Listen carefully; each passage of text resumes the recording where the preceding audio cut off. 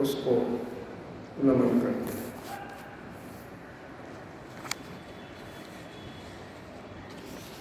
आज एकादश स्कंद का, श्रीमद् भागवत के एकादश स्कंद का 21वें अध्याय का हम लोग वर्णन करेंगे।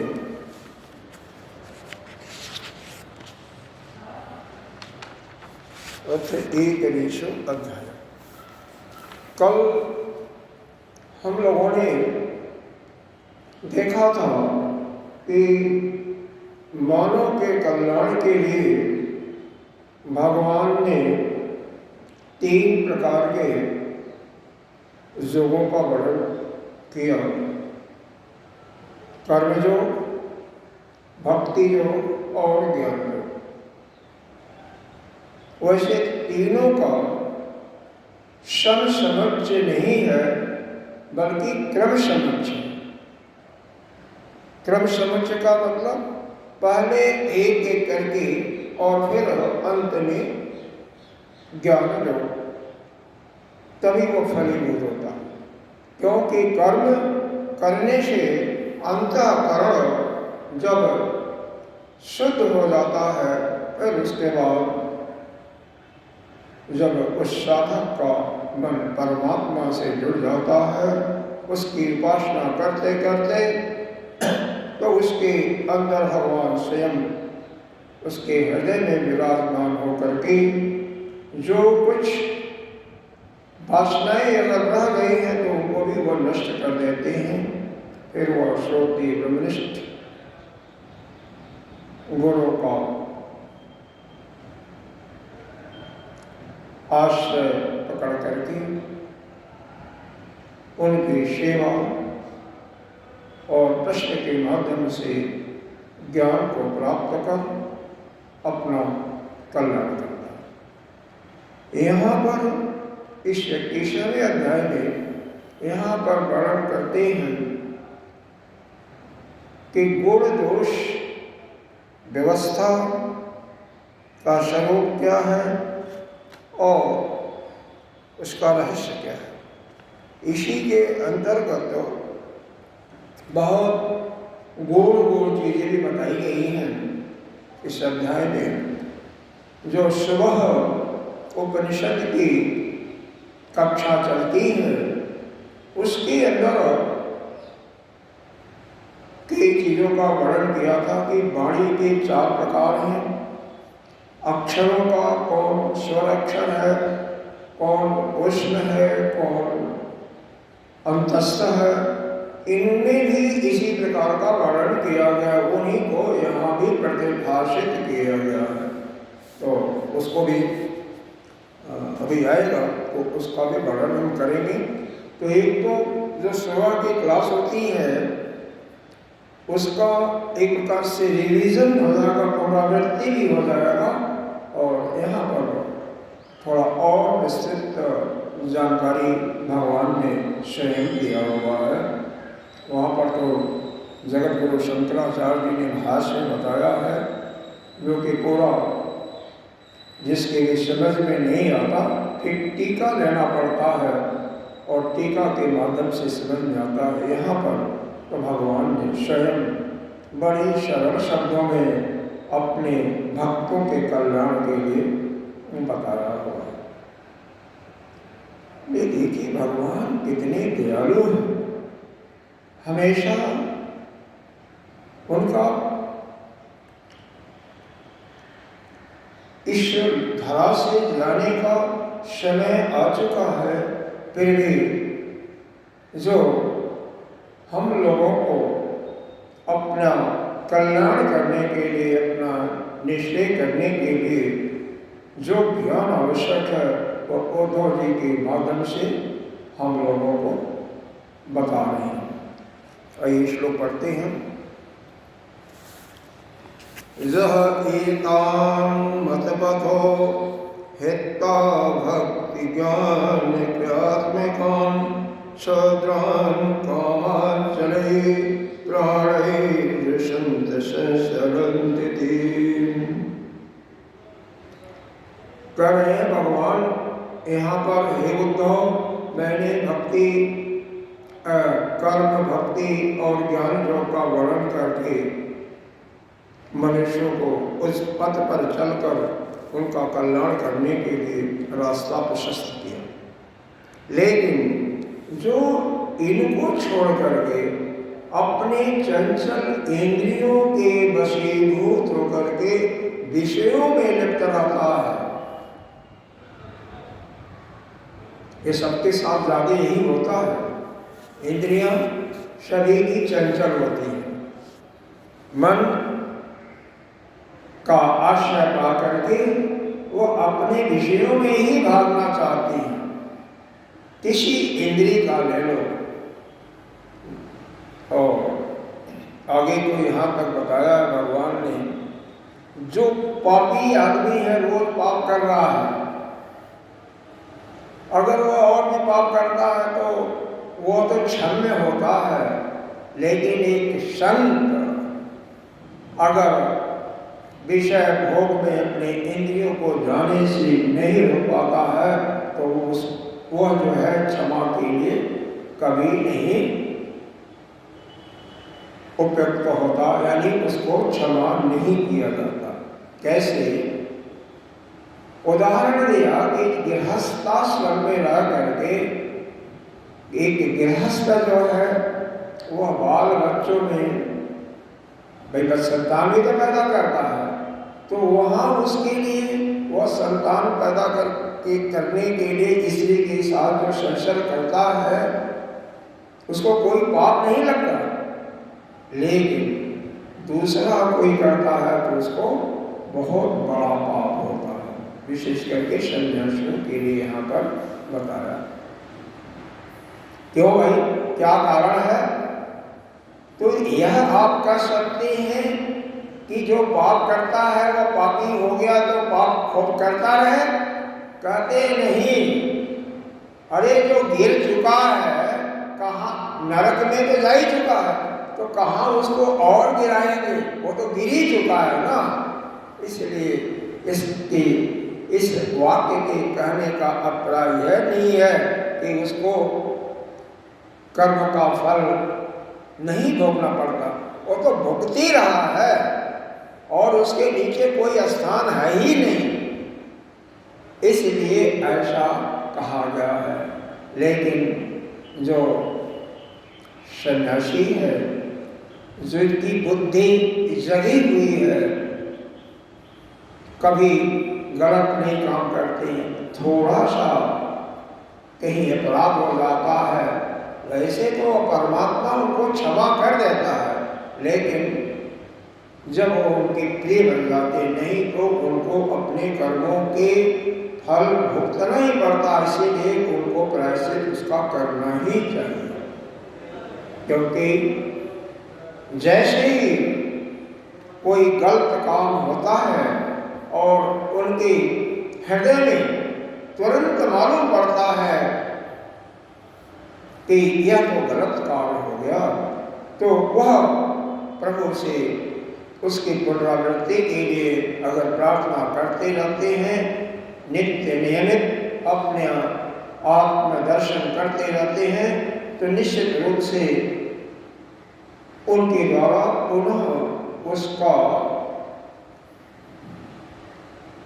दोबारा उस प्रकार के कर्म का स्फुरण नहीं होता। इसलिए हमेशा नित्य सोने के पहले आत्मचिंतन अवश्य करना चाहिए। अगर हमारे अंतर्गत किसी भी इंद्रिय की कोई वासना है जिसके पीछे हम आसक्त रहते हैं, क्योंकि इंद्रियों का स्वभाव है विषयों में जाना। अगर हम उसे रोक नहीं पाते हैं संगम के माध्यम से, तो वह जाएंगी और उसके गुणों का जब ध्यान रख करके उसमें आसक्त हो। जैसे फूल है, कमल का फूल है, सुगंध, मनमोहक सुगंध आ रही है। भौरा उसकी सुगंध को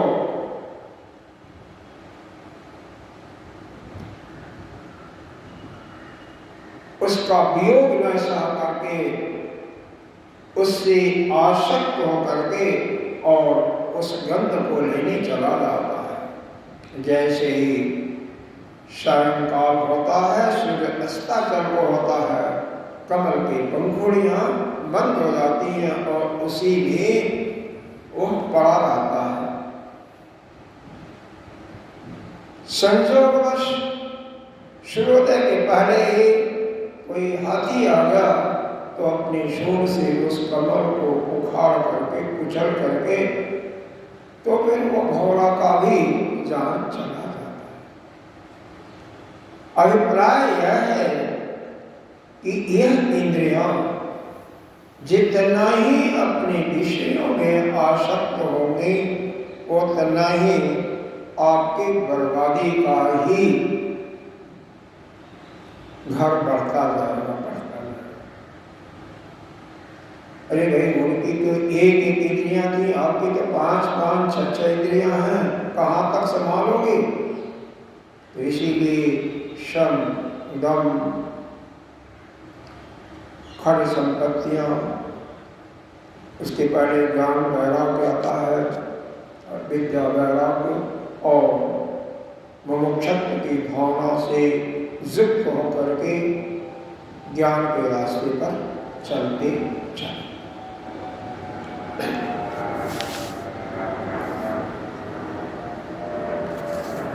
शेषे अधिकारी जा निष्ठा स गुण परिकीर्तितः विपर्यस्तु दोषः साधुभयोरीश निश्चय। देखो, अपने अपने धर्म के अनुसार इसीलिए वर्णों की व्यवस्था बताई गई है, आश्रम बताया गया है। तो जिसके अधिकार में जो धर्म की परिभाषा दी गई है उसके अनुसार उस कर्तव्य को करने के लिए जिस पथ पर साधक चलते हुए उस वर्णाश्रम के नियम के अनुसार कर्म करता रहता है, उसके लिए वही धर्म है। इसीलिए हर एक के लिए, हर एक व्यक्ति के लिए अलग अलग धर्म है। जैसे कोई ब्राह्मण है, ब्राह्मण जाति में उत्पन्न हुआ, तो उसके लिए पहला ही कर्तव्य है वेद का पढ़ना और दूसरों को पढ़ाना, यज्ञ करना और यज्ञ को करवाना, दान लेना और दान लेना। वहीं पर यदि कोई शूद्र है तो उसके लिए यह सब कर्तव्य नहीं है, बस कि उसके लिए तो तीनों वर्णों की सेवा करना, केवल सेवा का काम है। आश्रम में भी इसी प्रकार से देख सकते हैं, हर एक के अलग अलग जो जिस रूप में है उसी रूप में उसका कर्तव्य है और उसी को गुण कहते हैं। अगर वह उस कर्तव्य को अच्छी तरह से निभाते हुए चलता है और उसके विपरीत चलता है तो उसी को दोष कहते हैं। तो गुण और दोष की परिभाषा बहुत ही सुंदर शब्दों में यहाँ पर दिया है कि जिस देश, काल और परिस्थिति बस जो आश्रम जाति के अनुसार जिस साधक का वेद में बताया हुआ कर्म है, अगर वह उसी कर्मों को अच्छी तरह से संपादित करता है, यानी उसका पालन करता है, तो वह उसके लिए वही गुण है। अगर जैसे वेद में बताया गया सत्यम वद धर्मम चर,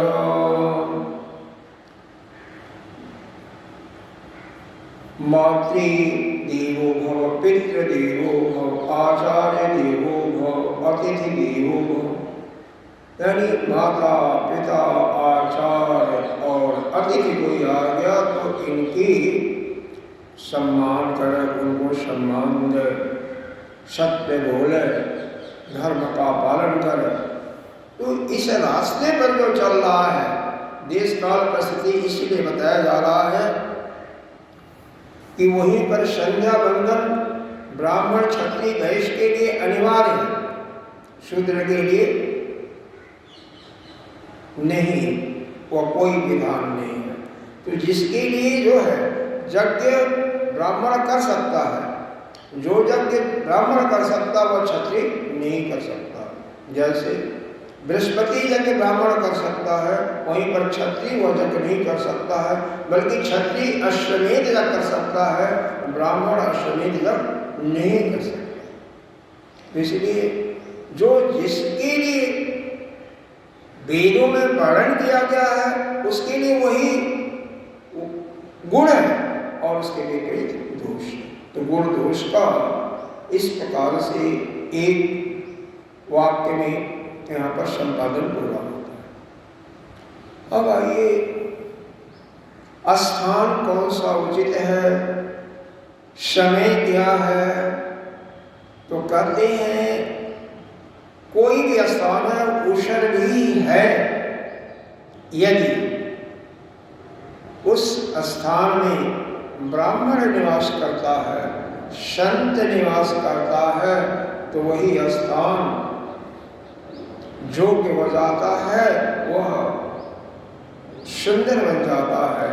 और जहाँ ब्राह्मण या संत जन निवास नहीं करते हैं, अगर वहाँ पर गलत काम होते रहते हैं तो हमेशा वह स्थान दोष से युक्त है। मान लो कोई कसाई खाना है तो क्या उसको अच्छा मानोगे क्या? नहीं, कभी नहीं मान सकते हो ना। ऊषर तो जानते होंगे, जो खेत का काम किए होंगे, ऊषर मिट्टी में कुछ पैदा नहीं होता है, अनपदाऊ होती है। उसी प्रकार से जहाँ पर जितना गलत काम होता रहेगा, संत ब्राह्मणों का सेवा नहीं होगा, वह स्थान साधना के लिए भी उपयुक्त नहीं होगा, क्योंकि वहाँ पर आपका मन एकाग्र होने में बहुत ही परेशानी का सामना करना पड़ेगा। और जहाँ नित्य पूजा पाठ हो रहा है, वेदों के मंत्रों का उच्चारण हो रहा है, ध्यान साधना समाधि में संत या ब्राह्मण युक्त हैं, वहाँ पर बैठते ही शांत अवस्था होते ही आप समाधि में जा सकते हैं, बड़े कम समय में, आसानी से। तो यह समय का और स्थान का हर एक को प्रभाव डालता है। इसी प्रकार से समय, जो समय जिसको कहते हैं ब्रह्म मुहूर्त, सूर्योदय से 3 घंटे पहले, कुछ संत 2 घंटे 1 घंटा छूट दे देते हैं, तो जो भी है 2 घंटे पहले ही सही, वह समय केवल आपका वेद का स्वाध्याय, ध्यान, जाप और समाधि इत्यादि में लगाओगे, उस समय आपकी उन्नति दुगनी चौगुनी होगी।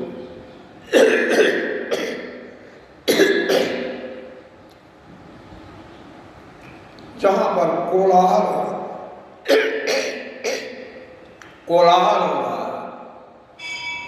कोलाहल का मतलब शोरगुल हो रहा है, नृत्य गायन इत्यादि बाजे बज रहे हैं, तो वहाँ पर अगर ध्यान लगाओ, जाप करो, तो मन लगेगा कि नहीं लगेगा? नहीं लगेगा ना। तो इसीलिए स्थान का, समय का हमेशा साधना में जो ध्यान रखता है उसके लिए जल्दी ही वो अपने मार्ग में आगे बढ़ जाता है कोई भी काम करते हैं। अरे हमें याद है,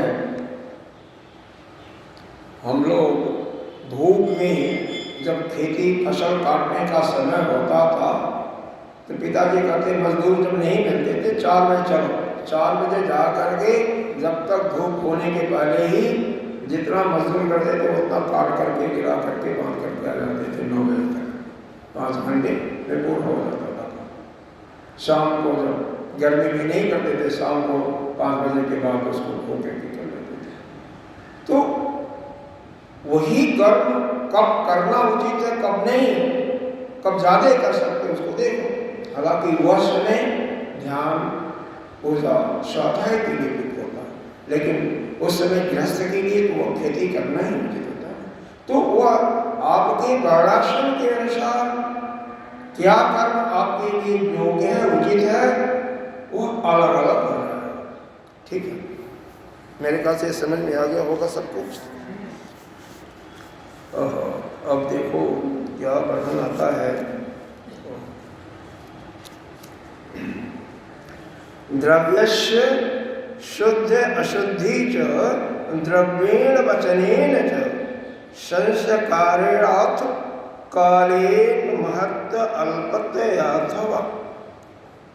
यहाँ पर बताया है पदार्थ, कोई पदार्थ है वह कब शुद्ध होता है अशुद्ध होता है द्रव्य, तो यह वचन संस्कार काल महत्व अथवा अल्पत्व से भी होता है। अगर किसी पात्र में शुद्ध जल रखा हुआ, अगर उसमें गलती से या किसी भी कारण से कोई चीज अशुद्धि मिल गई तो अशुद्ध हो गया, कोई चीज मिल गया तो शुद्ध हो गया। अब लेकिन वही जब मंत्र के माध्यम से ब्राह्मण यानी पंडित जब उसको पवित्र करके उसको शुद्ध कर देता तो वही जल शुद्ध हो जाता है। तो मंत्र से जल शुद्ध भी हो जाता है। यहाँ पर 5-6 चीज़ों का हमें ध्यान रखना चाहिए। देश, काल, पदार्थ, कर्ता, मंत्र और कर्म, इन 6 के शुद्ध होने से धर्म और इनके अशुद्ध होने से अधर्म होता है। क्या क्या याद रख लीजिए। देश, काल, पदार्थ, मन वस्तु, देश, काल, वस्तु हमेशा सुनते रहते हो। कर्ता करने वाला कौन है, मंत्र क्या है और कर्म क्या है।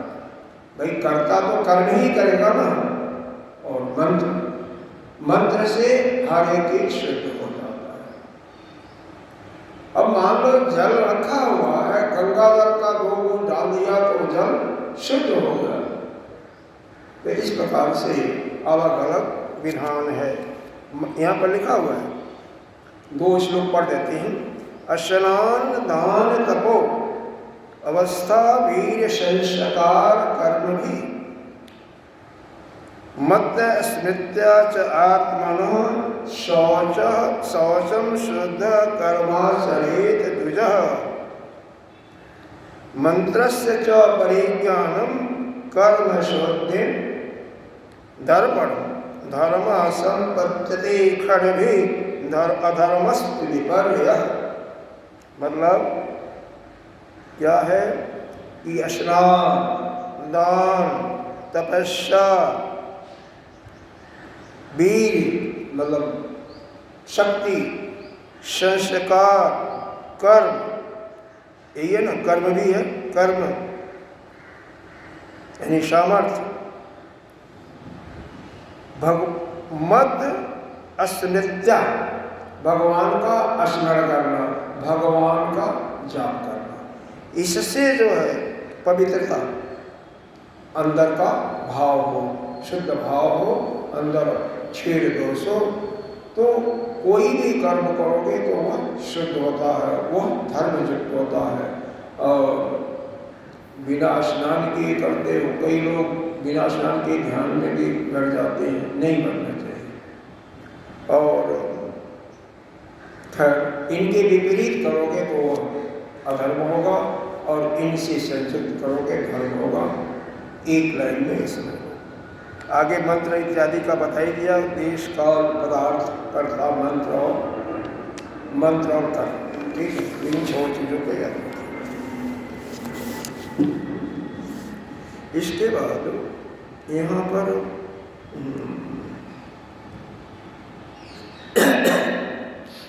समान कर्माचरणम पतितानम न पादकम औत्पत्तिको गुण संगो न शयान पतत्यथ।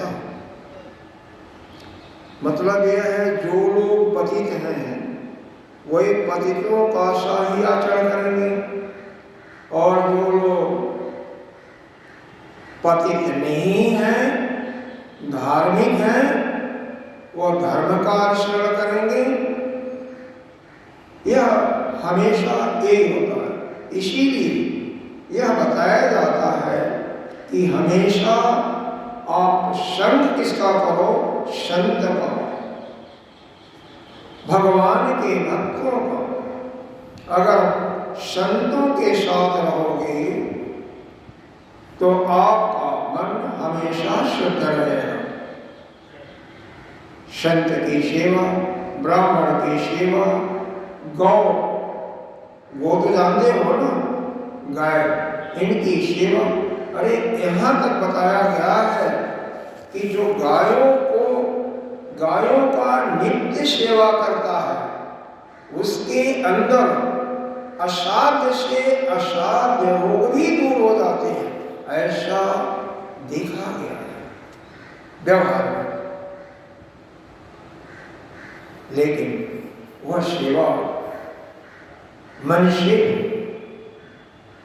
यह नहीं कि दिखावटी किया दम्भपूर्वक, तो उससे नहीं होता।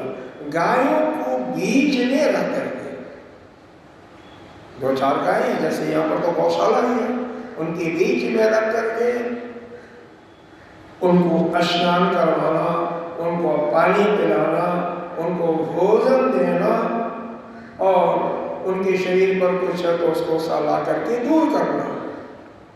मच्छर इत्यादि हैं तो धुआं इत्यादि करके मच्छरों को दूर भगाना, यह सेवा होती है। उस गौओं को बीच में रख करके जो करता है उसको यह लाभ मिलता है। या दूसरा लाभ वो तभी मिल सकता है जो भगवान के नित्य स्वरूप का जो स्मरण करता है। यहाँ पर अब आगे बताया गया है कि वेद के 3 कांड हैं, उनको सुनिए। वेद ब्रह्मात विषय त्रिकांड विषय इमे परोक्षवादार्षय परोक्षम मम च प्रियम शब्द ब्रह्म सुदुर्बोधम प्राणेन्द्रिय मनोमयम अनंत भारम गंभीरम दुर्गायम समंत्रवत। वेद के 3 कांड हैं, कर्म, उपासना और ज्ञान। यहाँ पर भगवान ने बताया है कि तीनों कांडों के जो विषय हैं वह यही निरूपित करते हैं कि ब्रह्म और आत्मा की एकता का ही निरूपण करते हैं, यानी अद्वैत को ही प्रतिभाषित करते हैं। कैसे? अब इसको थोड़ा समझाया जा रहा है। जितने भी मंत्र हैं, मंत्र दृष्टा जो ऋषि हैं कह रहे हैं इसको स्पष्ट रूप से नहीं बताता है, गुप्त रूप से। अब तो ये विद्या खुल गई और कहते हैं हमने भी गुप्त ही रखा है। देखो, क्योंकि मंत्र दृष्टा जो ऋषि है अपने पश्यंती वाणी से उसको देख लेता है, मंत्र को देख करके उसका आवाहन। अब यहाँ पर इसको समझने के लिए 4 प्रकार की वाणी होती है, उसको पहले समझें। जो सुबह के क्लास में आते हैं उनको तो बताया गया था। पहली वाणी है परा, दूसरी है पश्यंती, तीसरी है मध्यमा और चौथी है वैखरी। वैखरी से ही आप व्यवहार करते हो, बोलते हो।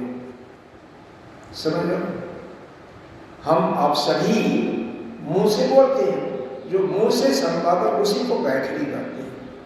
और हमेशा इसी पर लगाम लगाने के लिए कहा जाता है कि मौन हो, यहाँ से चलो।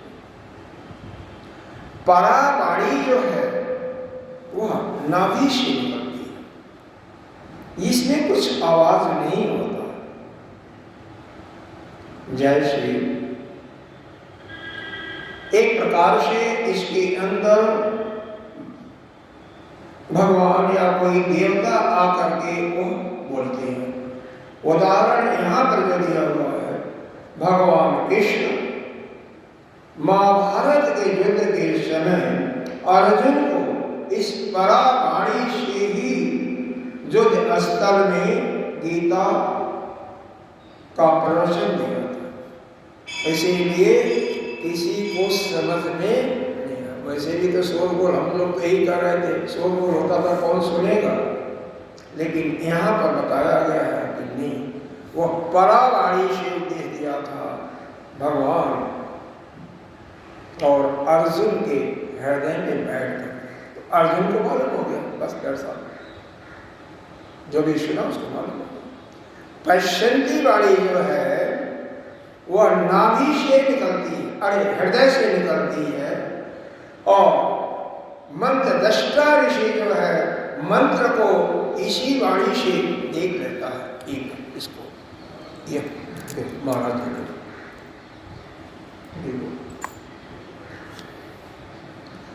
तो यह पश्यंती वाणी से वह मंत्र को देख लेता है, मंत्र का साक्षात्कार करता है। ठीक है, जो भी साक्षात कर ले, मंत्र को अपने हृदय के अंदर देख ले, वह समझो मंत्र दृष्टा ऋषि। लेकिन घोर तपस्या की आवश्यकता है, ऐसे कहने से कुछ नहीं होता। तीसरी वाणी जो है मध्यमा, जो कंठ तक आती है, कंठ यहाँ ऊपर नहीं आती है, इससे जाप चलता है, जाप। इस मध्यमा वाणी से जाप करते रहना चाहिए, होठ मिनट। और जिसमें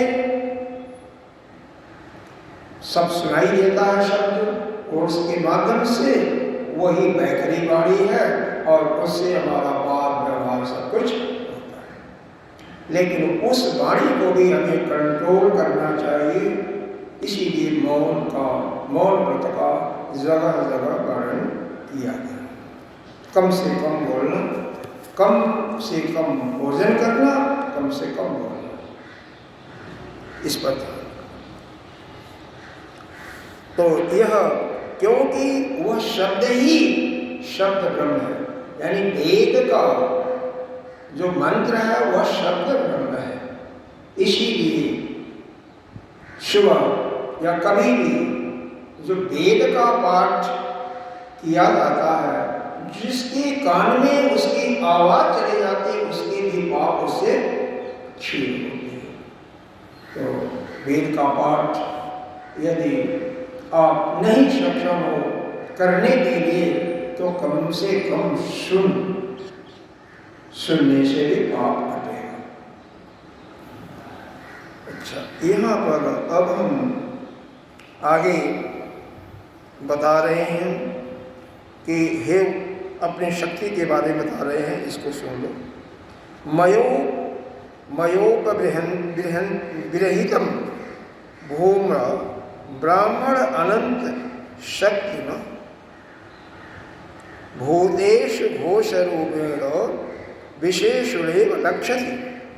हे उद्धव, मैं अत्यंत शक्ति संपन्न हूँ एवं स्वयं अनंत ब्रह्म, मैंने ही इस वेदवाणी का विस्तार किया।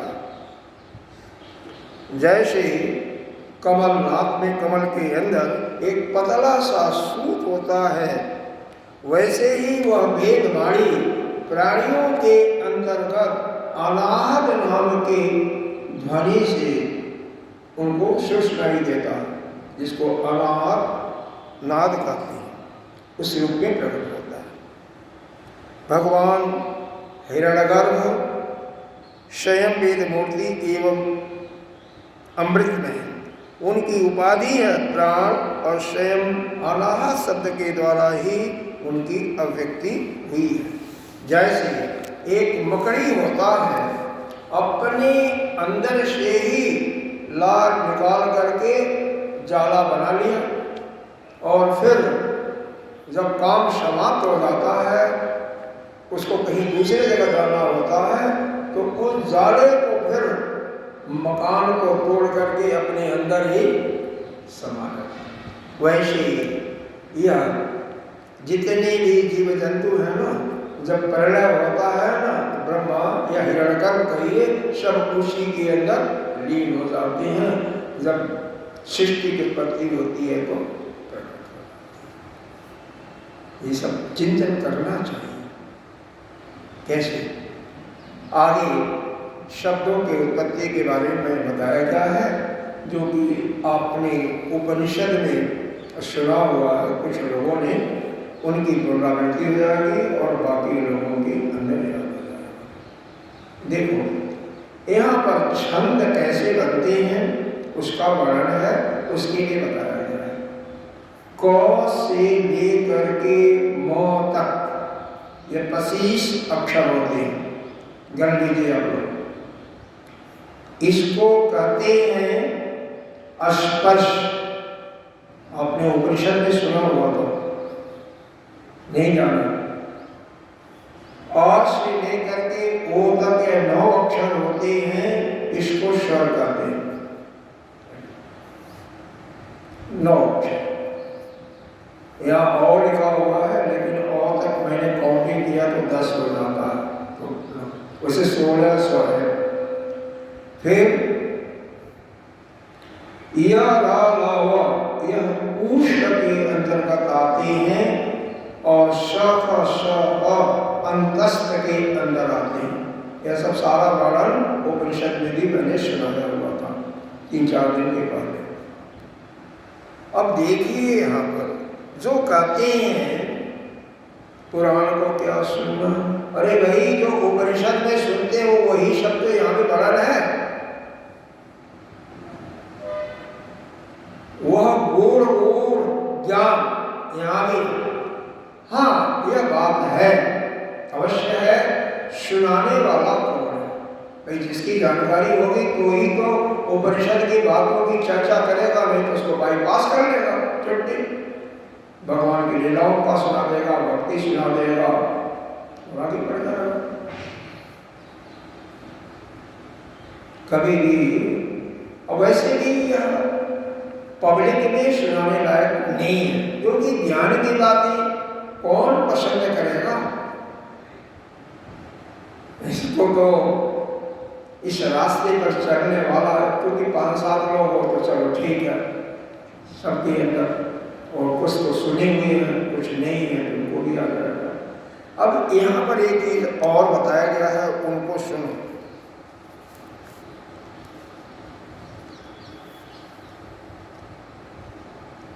उसमें कुछ ऐसे छंद हैं, या कुछ आवाज गड़बड़ नहीं, एक बहुत ही।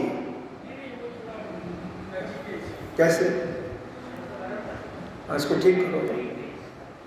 हाँ, बहुत ऐसा है ना, ठीक हुआ। हेलो, हाँ, कुछ ठीक हुआ, ठीक अभी नहीं है। देखो कुछ ऐसे छंद हैं कि 4-4 अक्षर बढ़ते रहते हैं। कितने छंद हैं, अब उनकी संख्या पर से मैं बता देता हूँ, उसको ध्यान में रखना जो रख सके। पहला छंद है गायत्री, दूसरा है उष्णिक, अनुष्टुप छंद बहुत आता है, बृहति, यह भी छंद भागवत में, पंक्ति, त्रिष्टुप, जगति, अतिछंद, अत्यष्टि, अति जगति और विराट। कह रहे हैं यह वेदवाणी जो है कर्मकांड में क्या विधान करती है, और वही उपासना कांड में मेरे ही स्वरूप का चिंतन करती है। वही ज्ञान कांड में फिर पहले तो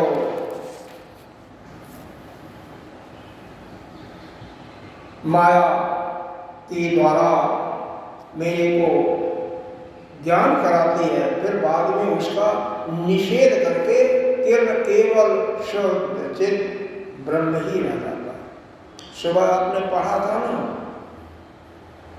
कि प्रतिबोधितम मत, कि हर एक व्यक्ति उसी के शक्ति से चलती है, लेकिन उसका बोध कहाँ होता है? जब उपाधि अंतःकरण के उपाधि के द्वारा ही हम जानते हैं। तो पहले तो माया, ये तो माया है ना, पंच महाभूतों से बना हुआ है, तो पहले इसका सहारा लेकर के बोध कराया जाता है और बाद में इसका निषेध कर दिया जाता है, क्योंकि है तो वह एक ब्रह्म। फिर बाद में कर्तृत्व, भोक्तृत्व, ज्ञातृत्व ग्रंथियों को नष्ट करा करके केवल शुद्ध चैतन्य आत्मा है। इतना सुंदर। तो यह वेद में इन्हीं का वर्णन किया गया है। हर जगह कह रहे हैं परमात्मा भगवान कि हमारे ही रूप का वर्णन किया हुआ है। मंत्र भी मेरे को ही लक्षित कर रहे हैं कर्मकांड में भी, और मैं ही अनेकों देवताओं के द्वारा जो जिसके स्वरूप का ध्यान करता उसके माध्यम से उस साधक को जो मनोवांछित फल को दिलाता है, जैसा मैं चाहता वैसा मिलता है। करने धरने वाला सिर्फ एक ही है। यह स्लो नहीं हो सकता क्या? यहाँ पर स्लो होना चाहिए, आगे होना चाहिए, फिर अच्छा लगता है। बहुत दूर, इतना दूर नहीं, फिर बिल्कुल नहीं आएगा। हेलो, नहीं आएगा, यहाँ नहीं आएगा। हाँ? बड़ा आया होगा, लेकिन इसको यदि दूर रहेगा तो नहीं आवाज आएगी। आवाज आई है? नहीं, दूर तक ये जब थोड़ा सा दूर होगा तो ठीक। चलो ठीक है, चलिए कोई बात नहीं।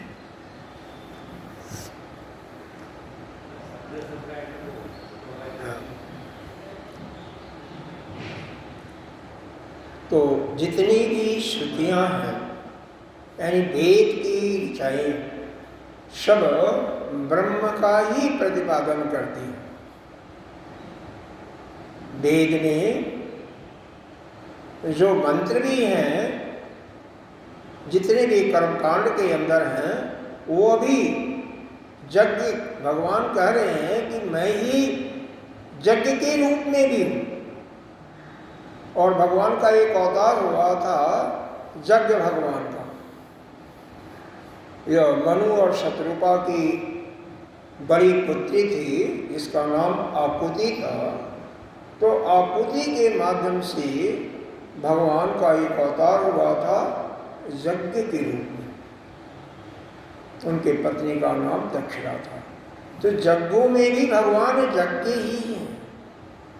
तो भगवान के यहाँ पर कहने का अभिप्राय यह है कि इस वेद के अंतर्गत जितने भी ऋचाएँ हैं, मंत्र हैं, चाहे वह कर्म कांड के हैं, उपासना कांड के या ज्ञान कांड के, वह मेरे को ही बता रही है, मेरा ही वर्णन कर रही है।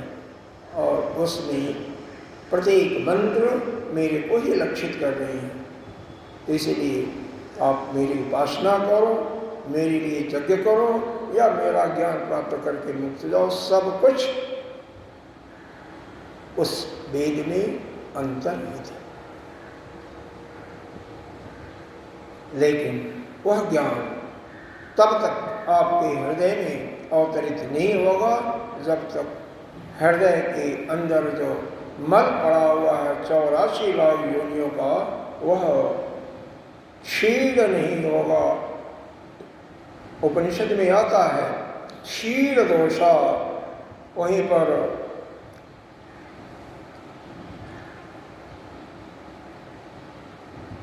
विरोचन और इंद्र ब्रह्मा जी के पास ज्ञान प्राप्त करने के लिए आते हैं।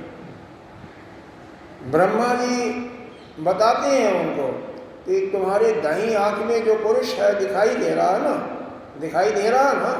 इन्होंने कहा हाँ। कहते हैं वही तुम हो, वही आत्मा है। अब चूंकि विरोचन के अंतःकरण में मल पड़ा हुआ था, दोष था नाना प्रकार की योनियों का, इसलिए उसने शरीर को ही ब्रह्म मान करके वापस अपने नगरी में आ जाता है और जितने भी सभासद हैं सबको बताता है कि मैं ज्ञान प्राप्त कर लिया और आपके दाहिनी आंख में जो पुरुष दिखाई दे रहा है वही, मतलब शरीर को ही उन्होंने आत्मा मान लिया। वहीं पर इंद्र जो है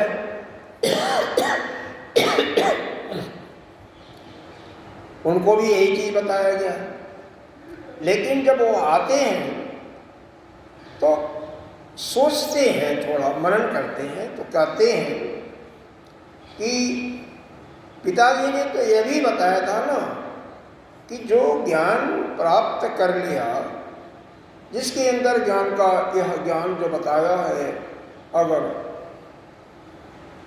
आविर्भूत हो जाता अच्छी तरीके से तो वह शोक मोह से दूर हो जाता है, उसको किसी प्रकार की चिंता नहीं होती है।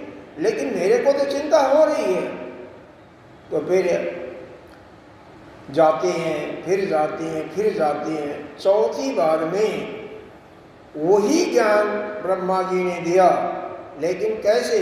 पहले बार में 32 साल की सेवा किया था, दूसरी बार में फिर 32 साल की, तीसरी बार में फिर 32 साल और चौथी साल में 4, यानी 100 बरस की सेवा करने के बाद वही ज्ञान दिया और उसी ज्ञान से उनको अवधारण हो जाता है कि यह श्रोत का जो श्रोत है, चक्षु का जो चक्षु है, वही जो है आत्मा है। और हमारी आत्मा और आप सबकी आत्मा एक ही है और वही। तो इस अंतःकरण का वहाँ पर बताया है क्षीण दोषा, जिसका दोष क्षीण नहीं होता, यानी बिल्कुल जो वशिष्ठ पढ़ेंगे तो वहाँ पर आता है तन मानसा, तन मानसा शब्द लिखा हुआ है। तो वह तन मानसा तीसरी अवस्था होती है ज्ञान की। पहले सुविचारणा, सुलक्षणा, सुविचारणा और फिर तन मानसा होती है।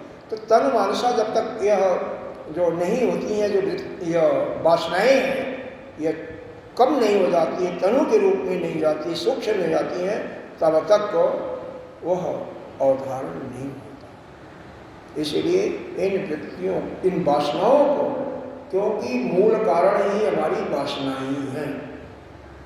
वासना पर 3-4 श्लोक यहाँ पर बताया गया है, उसको मैं पढ़ता हूँ, उसको सुने।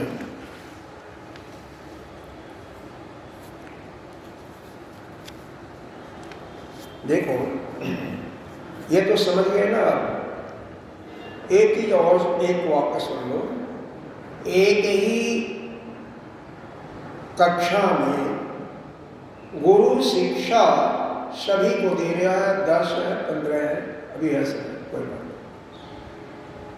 कोई तो ठीक ठीक समझ लेता है, कोई विपरीत भी समझ लेता है, कोई उल्टा भी समझ लेता है। अब आपके साथ पढ़े होंगे, कितने बच्चे पास हुए होंगे, कोई टॉप भी किया होगा, कोई फर्स्ट क्लास हुआ होगा।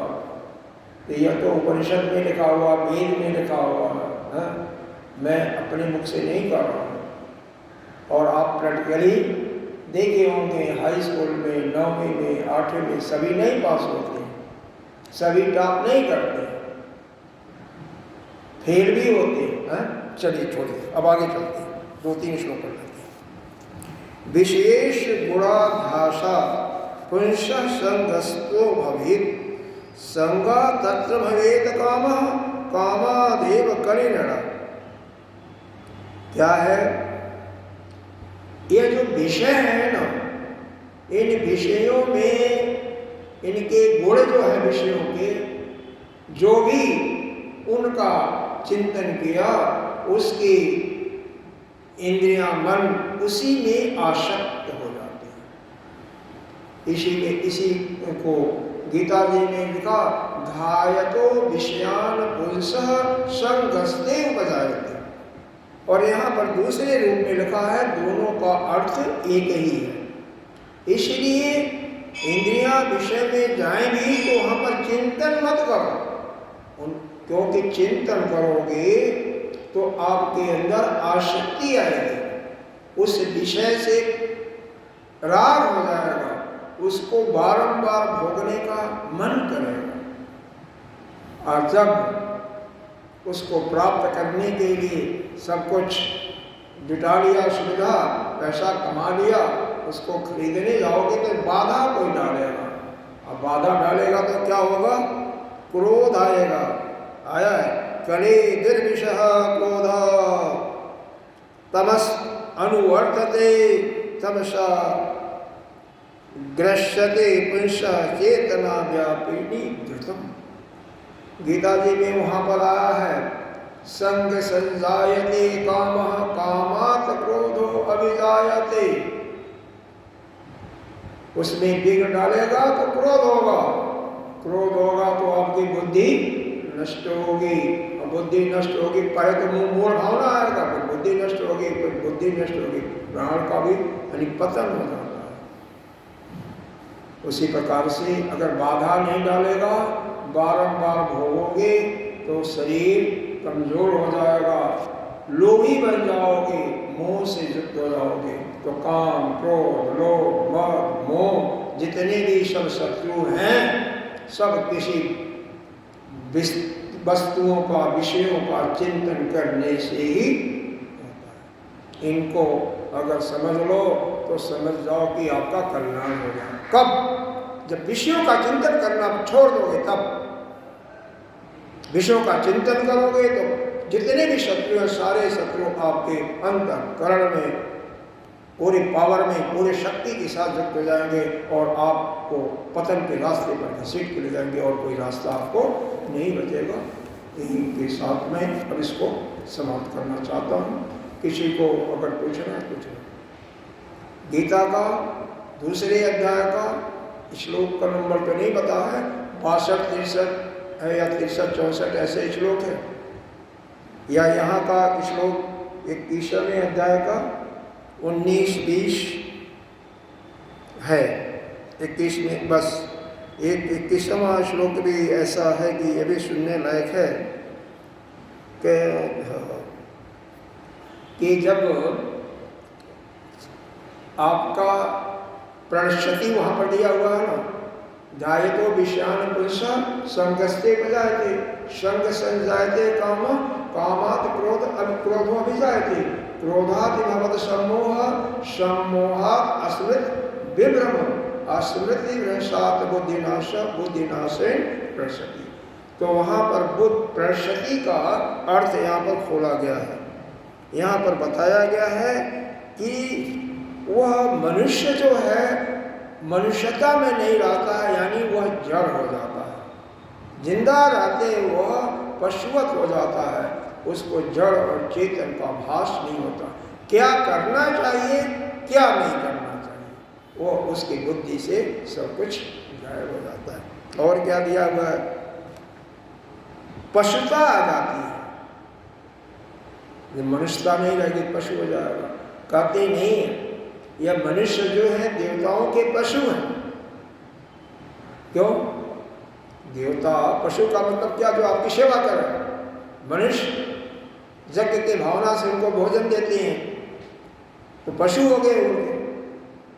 कुछ लोग तो भेंट भी चढ़ाते हैं इनका, तो उनकी सेवा। लेकिन गीता जी में यह भी कहा गया है परस्परम भावेन, आप उनकी सेवा करोगे, वो तुम्हारी सेवा करेंगे, तो श्रेय परमम एवापसम, तो तुम्हारा निश्रेयस होगा, तुम्हारा कल्याण होगा। ठीक है, तो देवताओं की सेवा भी करते रहना चाहिए।